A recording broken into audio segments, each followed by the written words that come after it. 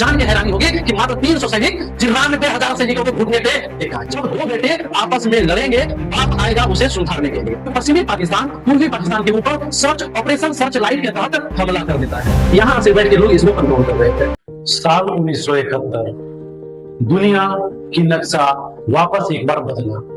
एक ऐसा संघर्ष जो पूरे विश्व को हिला करके रख दिया, एक ऐसा नरसंहार जो मानवता के नाम पर कलंक बन गया। साउथ एशिया में एक ऐसी हलचल जो एशिया वाले को या पूरे दुनिया का दिल दहला दिया। एक ऐसी घटना जो जिससे कई ऐसे गिनीज बुक ऑफ वर्ल्ड में नाम दर्ज किए गए। देखिए, बात कर रहे हैं हम सन 1971।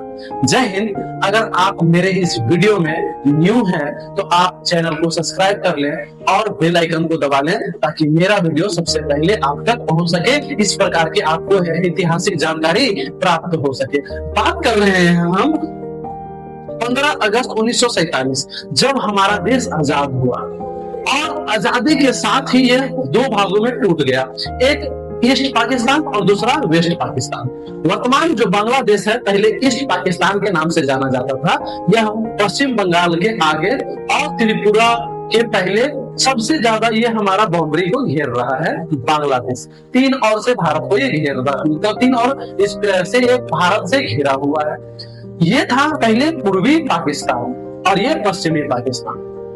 एक ऐसा देश बना जिसके बीच लगभग 1600 किलोमीटर की दूरी थी, जहां भाषा यहाँ पे पूर्ण रूप से अलग और यहाँ पे पूर्ण रूप से अलग। चलिए, भाषा की तो मानी जाती है, दुनिया में इतना दूरी में कोई भी देश नहीं था। यहाँ से बैठ के लोग इसको कंट्रोल कर रहे थे। ये ऐसी घटना 15 अगस्त में हुई और इसके बाद हम बात कर रहे हैं 1971। शेख मुजीबुर रहमान 1971 में एक पार्टी, जिसकी पार्टी का नाम था अवामी लीग, इस पार्टी से वो चुनाव लड़ते हैं और वो चुनाव को जीत जाते हैं। लेकिन वहां के उस समय राष्ट्रपति रहा खान ने उनको सरकार बनाने से मना कर दिया कि मैं आपका सरकार नहीं बना सकता। और इसके बाद इतना ही नहीं, 25 मार्च 1971 को पश्चिमी पाकिस्तान पूर्वी पाकिस्तान के ऊपर सर्च ऑपरेशन सर्च लाइट के तहत हमला कर देता है। 25 मार्च 1971 और इस तरह से हमला किया, इतना नरसंहार, मंदिरों को तोड़ना, मस्जिदों को तोड़ना, लोगों को मारना, महिलाओं को मारना, बच्चों को मारना, महिलाओं के साथ रेप, बहुत तरह तरह का अत्याचार बांग्लादेश में किया गया पश्चिमी पाकिस्तान आर्मी के द्वारा। अब इससे तंग होकर के पूर्वी पाकिस्तान वर्तमान बांग्लादेश वाले मुक्ति वाहिनी नामक एक संगठन को तैयार किए। जैसे भारत को आजादी दिलाने के लिए आजाद हिंद फौज का गठन सुभाष चंद्र बोस जी के द्वारा किया गया था, उसी प्रकार यहाँ पे मुक्ति वाहिनी बांग्लादेश में गठन किया गया, जो आर्मी का दबाव, आर्मी के नरसंहार को दबाने का काम करने के लिए, साथ ही पूर्वी पाकिस्तान को पश्चिमी पाकिस्तान से अलग कर एक नया देश बनाने के लिए मुक्ति वाहिनी का गठन किया गया। इस समय भारत की प्रधानमंत्री थी श्रीमती इंदिरा गांधी, जो भारत की प्रथम प्रधानमंत्री थी, महिला प्रधानमंत्री, प्रथम महिला प्रधानमंत्री श्रीमती इंदिरा गांधी जी थी। ये इनको डिसीजन लेने के लिए बोला गया कि आप बांग्लादेश को बचाइए, पाकिस्तान के साथ युद्ध कीजिए। अप्रैल के महीने में यहाँ पे उन्होंने अपने चीफ आर्मी से वो ये सब बात किया, तो चीफ आर्मी ने इस चीज को मना कर दिया कि हम कभी हमला नहीं कर सकते, क्योंकि बहुत सारे विपदाएं थे भारत के साथ। उन्होंने दिसंबर के महीने में बोला कि अब रेडी है, तो हाँ अब रेडी है। जब पूर्वी पाकिस्तान और पश्चिमी पाकिस्तान जब दोनों लड़ रहे थे, तब बाप की एंट्री होती है।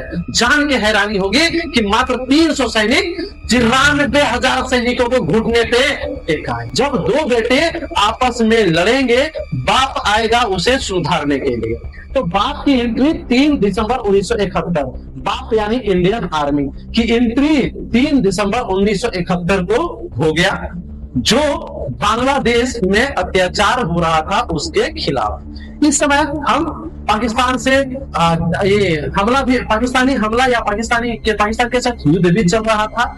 इस समय ईस्ट और वेस्ट दोनों ही तरफ युद्ध चल रहा था, पाकिस्तान और इंडिया के साथ, साथ ही बांग्लादेश के साथ। मैं बता दूं 3 दिसंबर 1971 को इंडिया इस युद्ध में उतरा और महज 13 दिन ये युद्ध चला। बहुत छोटा युद्ध चला, क्योंकि पाकिस्तान का औकात कुत्तों का है और कुत्ते सिर्फ भौंकना ही जानते हैं, उससे ज्यादा इनके पास कोई औकात नहीं है। देखिए 3 दिसंबर को बाप की एंट्री होती है और 16 दिसंबर को बेटे सरेंडर करते हैं कि अब पापा हमको माफ कर दीजिए, मेरे से गलती हो गया। आपको पता है हमारे देश के कितने सैनिक थे इस युद्ध में? मात्र 300। जान के हैरानी होगी कि मात्र 300 सैनिक 93,000 सैनिकों को घुटने पे टेकाए। ये थी जज्बा इंडियन आर्मी की। पता है इंडियन आर्मी के पास अपना हथियार नहीं था, लेकिन इंडियन आर्मी में हर एक धर्म के लोग आते हैं और उन गधों को इतना भी अकल नहीं था कि इंडियन आर्मी है या पाकिस्तान आर्मी है, जब वो अपना ये क्या बोलते हैं उसको हथियार देने के लिए, अपने आर्मी को हथियार देने के लिए बांग्लादेश जा रहे थे।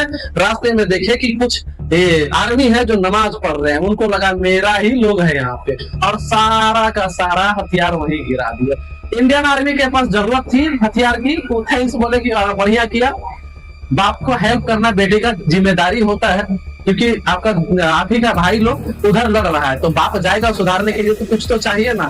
थैंक्स बाप को इतना हथियार देने के लिए। वो हथियार लेकर के इंडिया उस युद्ध में दौड़ गया और जाकर के 16 दिसंबर 1971 को 93,000 सैनिकों ने सरेंडर किया इंडियन आर्मी के साथ। ये है हमारे इंडियन आर्मी के चीफ, और ये वहां इसके बांग्लादेश पश्चिमी पाकिस्तान जो अभी फिलहाल पाकिस्तान है उसके चीफ, और इन्होंने यहाँ पे सरेंडर किया। ये देख रहे हैं आप कि ये सरेंडर कर रहे हैं, सारे लोग देख रहे हैं, टुकुर टुकुर देख रहा है कि क्या हो रहा है भाई। 93,000 सैनिक, गिनीज बुक ऑफ वर्ल्ड में नाम रिकॉर्ड हो गया कि 93,000 सैनिक, इतने बड़ी संख्या में कहीं भी सैनिक, और वो भी मात्र 300 सैनिकों के सामने, तो कभी नहीं सरेंडर करेंगे। लेकिन ये कुत्ते हैं, इन्हें भौंकना आ रहा है। हम शेर हैं, शेर जिगरा लेकर के आए हैं, और मात्र 300 हमारे भारत की सैनिक इस 93,000 सैनिक को सरेंडर किए। इसके बाद मैं बता दूं कि 16 दिसंबर को ही पूर्वी पाकिस्तान अलग हो गया, वह अपना फ्लैग ले आया और ईस्ट पाकिस्तान से वह बांग्लादेश बन गया। 16 दिसंबर को वो आज भी अपना आजादी दिवस मनाता है। आपको ये जानकारी कैसी लगी कृपया कमेंट में जरूर बताएंगे। मेरे चैनल को सब्सक्राइब कर लीजिए ताकि इस प्रकार की ऐतिहासिक जानकारी और भी आपको प्राप्त होते रहे। अगर आप भी इंडियन आर्मी से तैयार करते हैं तो कमेंट में जरूर जय हिंद लिखें। जय हिंद।